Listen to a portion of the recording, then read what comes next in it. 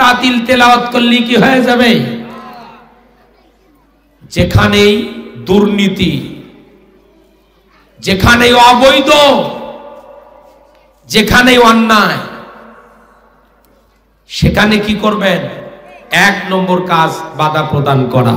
এক নম্বর কাজ কি? বাধা প্রদান করা। কিন্তু পড়া কপালে অন্ধ জাতি কেমনে আশরাফ হবে, কেমনে সৃষ্টির সেরা জাতি হবে, এই মানুষ অন্ধ জাতি এখনো বোঝে না। অথচ যারা জুলুম, অত্যাচার, নির্যাতন, নিপীড়ন করেই গেল, এ পড়া কপাল জাতি এখনো কিছু পড়া কপাল জাতি তাদের স্মরণ করে। ঠিক না বেঠি? এখনো স্মরণ করে।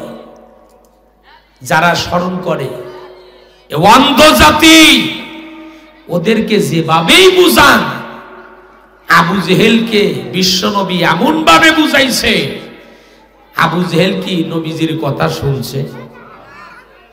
নবীজির চাচা আবু লাহাব রাসূল যখন দ্বীনের দাওয়াত দিলেন, আর আবু লাহাব বিশ্বনবীর বিরোধিতা করছে কি করে নাই?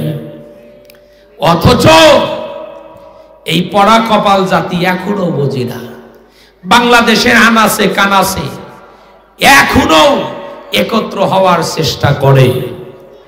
এ জাতি শিক্ষা দেবে একটাই শিক্ষা, 15টি বছর জুলুম, অত্যাচার, নির্যাতন যা করেছ, পতন হয়েছে, সব পতন হয়েছে। এখন আসবে তো লাশ হয়ে তোমাকে বাড়িতে ফিরে যেতে হবে। মুসলমান ভাইরা আমার,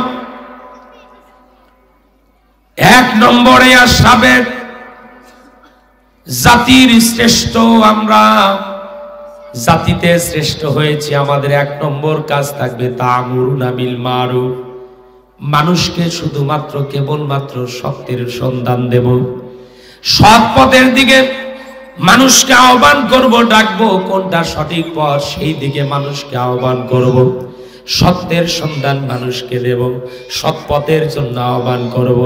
আর অসৎ কর্ম দেখলেই সেখানেই বাধা প্রদান করব। অসৎ কর্ম দেখলেই বাধা প্রদান। ওয়াতুমিনুনা বিল্লাহ, আর আল্লাহর প্রতি কি করব? পূর্ণ ঈমান, আস্থা, বিশ্বাস রাখব। যদি আল্লাহ রাব্বুল আলামিনের প্রতি যদি পূর্ণ বিশ্বাস, আস্থা রাখেন, মাল্লাহুল মাওলা ফালাহুল কুল, যে ব্যক্তি আল্লাহর হয়ে যায় তামাম পৃথিবী তার হয়ে যায়, সব তার অধীন হয়ে যায় যে ব্যক্তি মাওলার হয়। সেই জন্য আমাকে আপনাকে সারেন্ডার করতে হবে কার কাছে? ইন্না সালাতি ওয়া নুসুকি ওয়া মাহইয়ায়া ওয়া মামাতি লিল্লাহি রাব্বিল আলামিন। আল্লাহর কাছে আত্মসমর্পণ করতে হবে, আর আল্লাহকে বলতে হবে নিশ্চয় আমার নামাজ, আমার ক্ষুদ্র জিন্দিগির ইবাদত বন্দেগী, আমার দান, আমার সদকা, আমার দিনের কাজের পরিশ্রম, সব কিছু, আমার হায়াত, আমার মত, সব তোমার জন্য। কার জন্য? আল্লাহর জন্য। এই জন্য ঈমানকে আমাদের কি করা দরকার? মজবুত করা দরকার, যে যাবতীয় সব কার জন্য? আল্লাহর জন্য। মুসলমান ভাইরা আমার, আল্লাহ পাক আমাদের এই জমিনে পাঠালেন, উদ্দেশ্য হলো মা খালাকতুল জিন্না ওয়াল ইনসা ইল্লা লিয়াবুদুন, শুধুমাত্র কেবলমাত্র জিন এবং ইনসান জাতিকে আল্লাহ রাব্বুল আলামিন তার ইবাদত বন্দেগীর জন্য জমিনে প্রেরণ করেছে। আমরা কার ইবাদত করব? আল্লাহ। অন্য কোনো মানুষের কি ইবাদত করা যাবে? দাসত্ব, গোলামি হবে কার? আল্লাহর গোলামি হবে। যদি আল্লাহর গোলামি সঠিক হয় তবেই পাকাপোক্ত ঈমান হবে। ঠিক না বেঠিক? এই দুনিয়াতে মানুষ যা ইচ্ছা আল্লাহ স্বাধীনতা দিছে তাই করবে, তা হতে পারে না। আমরা চুক্তিবদ্ধ করেই আসছি। যখন রুহের জগতে আল্লাহ পাক বললেন আলাস্তু বিরব্বিকুম, আমি কি তোমাদের রব নই? আমি কি তোমাদের পালনকর্তা সৃষ্টিকর্তা নই? আমরা বলেছিলাম বালা, না, হ্যাঁ, অবশ্যই অবশ্যই আপনি আমাদের সৃষ্টিকর্তা, আইনদাতা, বিধানদাতা, আপনি আল্লাহ। স্বীকৃতি দিয়ে আসি নাই। এখানে কি ভেজাল করা যাবে? এই জন্য ঈমানকে মজবুত করতে হবে। এখন মূল কথায় চলে আসি আমার ভাইরা।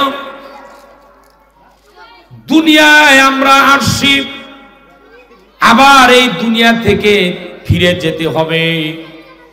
এই দুনিয়া ইহকালীন জগৎ, ক্ষণিকের জন্য, আর পরজগৎটা রয়েছে অনাদি অনন্তকালের জন্য। ইহকালীন জগৎ ক্ষণস্থায়ী, আর পরকালীন জগৎ চিরস্থায়ী। সেই জগৎ যদি সুন্দর হয়, আপনার সব সুন্দর,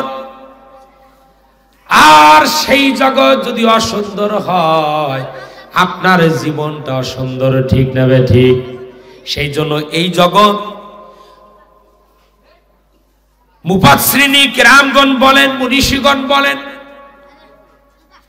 যেই জগৎটা ফসলাদির আবাদ স্বরূপ। কিসের আবাদ স্বরূপ? ফসলাদির আবাদ স্বরূপ। এই জমিনে যে চাষি ভালোভাবে জমিনকে চাষ করবে, ফসল ফলাবে, তার ঘরে ভালো ফসল আসবে, ঠিক না বে ঠিক? সেই জন্য এই দুনিয়া আমরা আসছি, আমরা যদি ভালো কর্ম করি, ভালো কাজ করি, প্রতিদান আল্লাহ রব্বুল আলামিন পরকালে যা দান করবেন, ঠিক না বে ঠিক? এই জন্য আমাদের কাজ ভালো দরকার আছে কি নাই? আমার ভাইরা, সেই জন্য আমাদের ভেঙ্গে পড়লে চলবে না। শুধুমাত্র ওয়াজ করেই গেলাম, কিন্তু ওয়াজ দ্বারা এই জাতিকে কি বুঝালাম বা আমি কি বুঝলাম? আমি যদি না বুঝাইতে পারি, আর জাতি যদি না বুঝতে পারে, উভয়ই আমরা ধ্বংস হব, ঠিক না বে ঠিক? আমাদের সকলকে বুঝতে হবে। যিনি বলেন তাকেও বুঝতে হবে, যিনি শুনতেছেন তাকেও বুঝতে হবে। কিন্তু আমরা তো বুঝি না। তবে এখন আমরা বুঝি। আল্লাহ পাক বলেন, ওয়ালা তাহিনু ওয়ালা তাহজানু ওয়া আনতুমুল আ'লাউনা ইন কুনতুম মুমিনিন।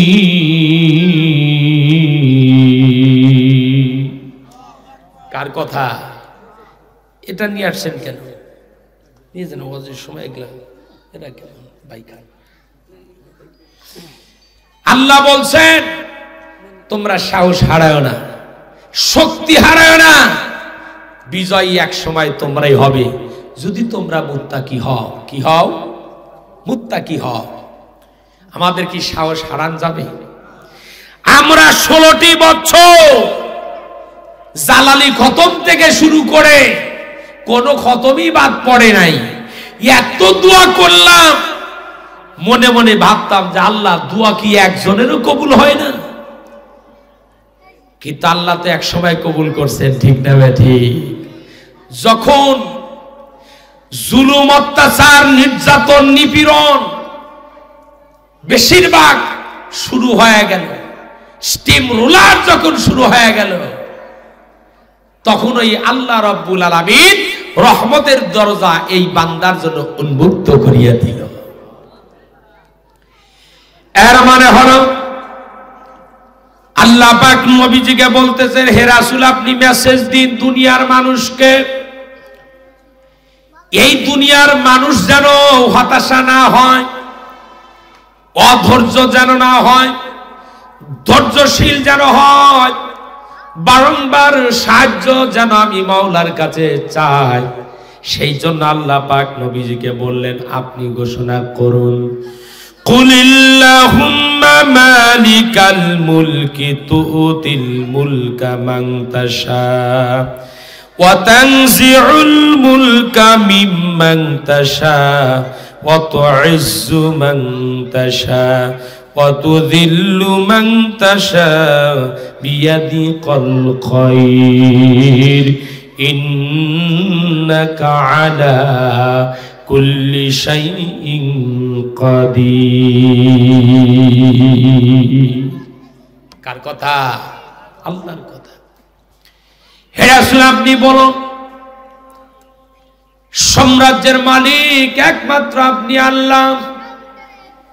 আপনি যাকে ক্ষমতা দেন সেই ব্যক্তি ক্ষমতা পায়, আর আপনি যাকে ক্ষমতা থেকে বঞ্চিত করেন, পদত্যাগ করান, ক্ষমতা যখন তার কাছ থেকে যখন নিয়ে নেন, ছিনিয়ে নেন, তখন এই ব্যক্তি তার এত শক্তিধর ক্ষমতাও ছেড়ে তার পতন ঘটায়।